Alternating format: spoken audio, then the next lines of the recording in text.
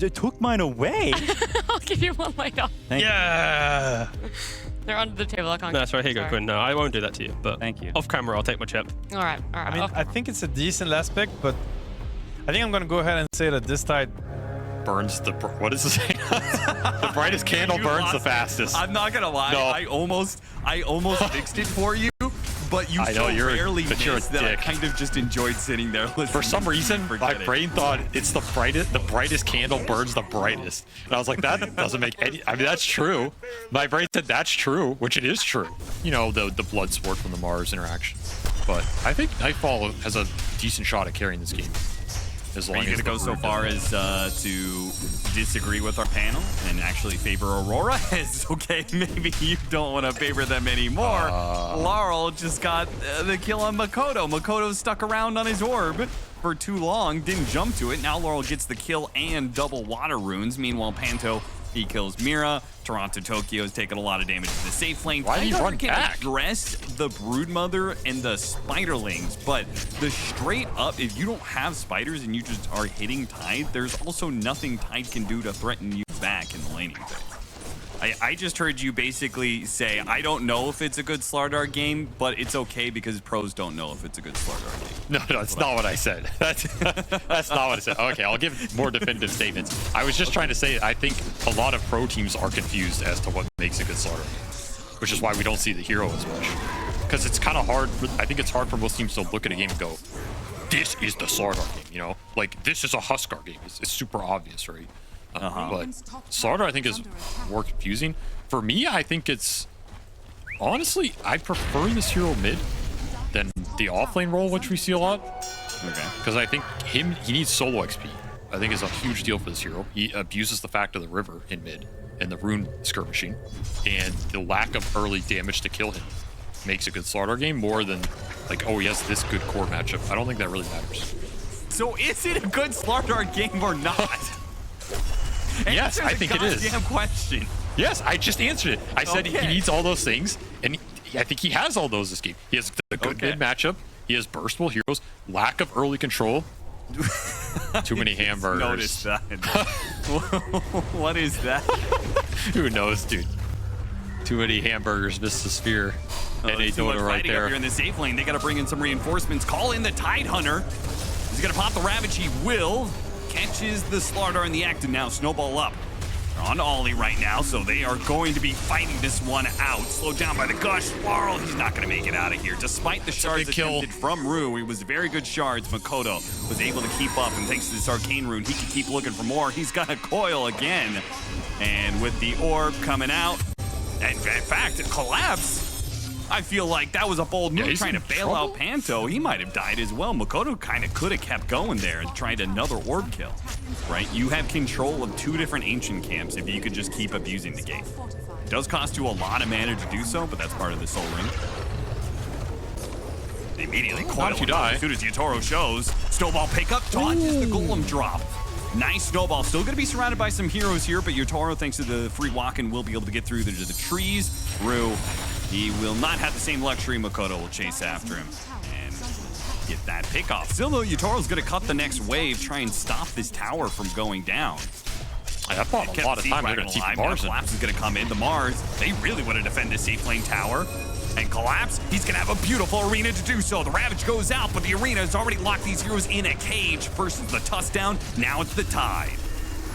And you always have that break for him too. You got to keep that in mind. Like, you can lock this guy down, break him, and then spear him or whatever. Then you don't have ults for a long time. I don't know. That's an iffy play. This tower's low anyway, so you're probably going to get it. Though Yatoro lingering around. He wants some food for his babies here. Working on Mira, but Toronto Tokyo protects them. Anchor smashing. Meanwhile, Nightfall had been playing up in this site. He thought about coming through the gate a couple of times. Collapse and Laurel. They set up on the high ground, managed to find him farming those ancients. And now, with no bear to worry about, a lot of the damage goes out the window for Aurora, and they're just going to chase down as many heroes as they can. Nice bushwhack catches Mira, and I feel like the Tide might just die as well here. Yule's up in the air, and now that he's the last one left, they can take their time, see if they've got the damage to kill him. Puck still around. Panto can't really commit. Sharpshooter on cooldown, so Toronto Tokyo will be fine. So he's gonna go for the lane. And that's when Team Spirit might try and strike. Catch him from behind. Catch him while he's in rage. Not up. See if they can burst him. Collapse. Did not want to commit for it. The support's now on the run. Rue. He'll be the victim of this. Aurora did rotate 3 heroes up here to help Nightfall. Oh, but he still got the neutral creep to. Are you kidding me? The Croaker delivers. I mean, anybody they find together is isolated.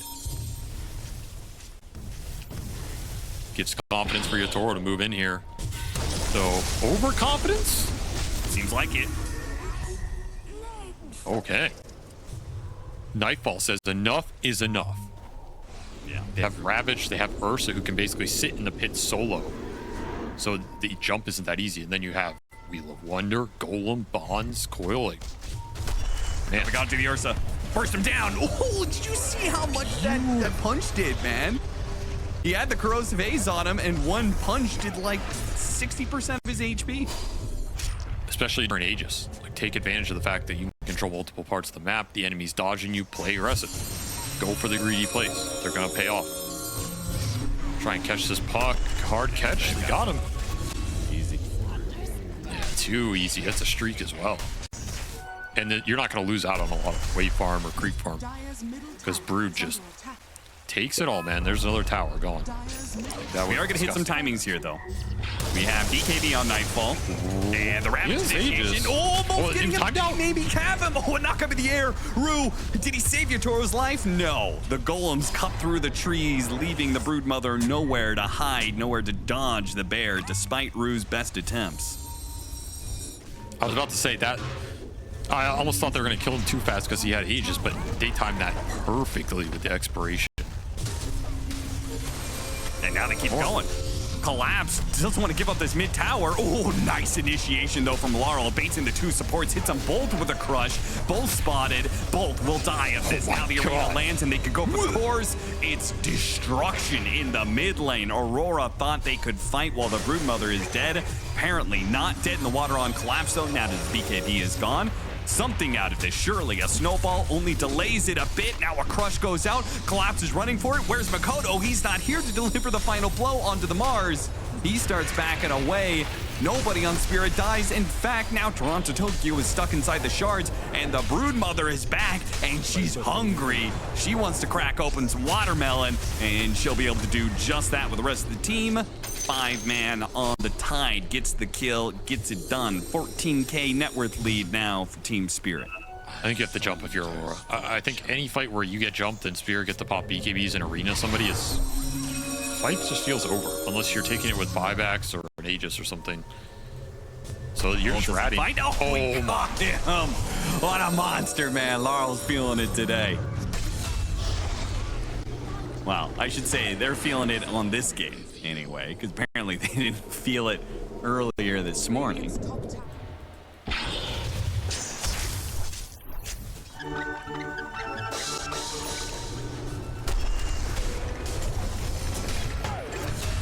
Yeah, that's about how it looks right there. Okay. Your carry just got pretty much soloed by the mid Slardar. Yeah, that's reasonable.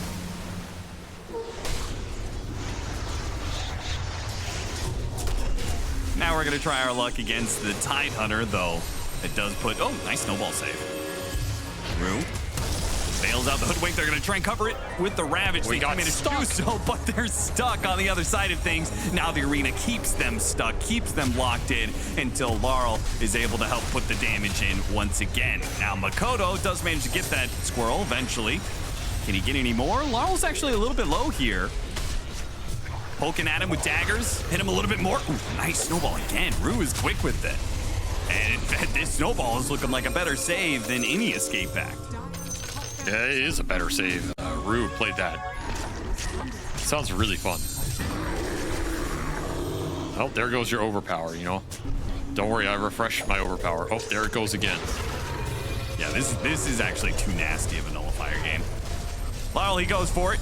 He got some hits in. Does get pushed back, though. Yatoro, I mean, they can take away his Aegis, reset up. He does still have BKB. So on the second life, BKB. Aurora, not really an option, I don't think. They may still try and go for it. Instant BKB goes out. Aurora arena caught inside. Another great arena from Collapse. Got 3 heroes, and they'll stay there until Yotaro crosses the line, gets on top of them alongside Laurel. Laurel actually, Makoto, oh, Glimmer Cape save. These supports are just doing some work when it comes to the saves. The cores, especially Laurel, pushing it to the limits here. And every single time, Rue or Panto is there to bail him out with a Glimmer Cape, Bushwhack, or a Snowball save. Yotaro no longer has his extra life, so maybe with Aurora with the buybacks, they can still hold on to some of these buildings. Here comes the smoke. Makoto smoked underneath there. High ground ward. Blinks forward. Oh, and he catches Makoto as he jumps forward. Now Collapse almost dies here. In fact, he does go down. Still, the punch follow up onto the puck. Escape back goes out. No nullifier here, so it looks like Makoto might be able to live. They're actually winning this fight. 2 for 1 so far. Yotaro, though, hasn't really been dealt with all game, and Laurel is still working on his initiations. Finds another jump on Mira. Nullifier goes out on Makoto. All right, it looked good at the start, but turns out Team Spirit had a whole lot more in the tank, and that should close out that game, unless Aurora want to buy back, unless they want to go for one last hurrah. But this time they're going to do it with no coil, no ravage.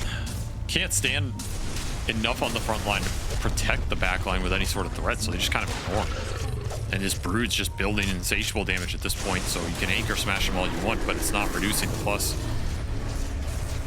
And the last hurrah?